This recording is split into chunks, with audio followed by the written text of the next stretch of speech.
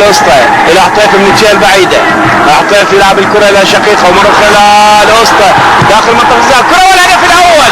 الهدف الاول يسجله عبد الله الوسطى بخطا فادح من حارس المرمى وليد سالم. عبد الله الوسطى يسجل الهدف الاول في الدقيقه 59 من عمر اللقاء. الدقيقه 59 من عمر اللقاء يسجل اللاعب عبد الله الوسطى الهدف الاول لفريق الشباب من كره لعبها عرضيه لم يتمكن الحارس وليد سالم منها.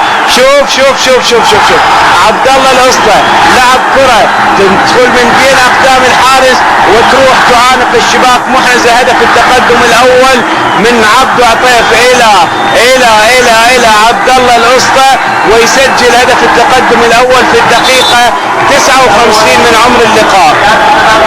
هدف واحد مقابل لا شيء للفريق السعودي مقابل لا شيء للعين الاماراتي. هدف يتحمل حارس المرمى وليد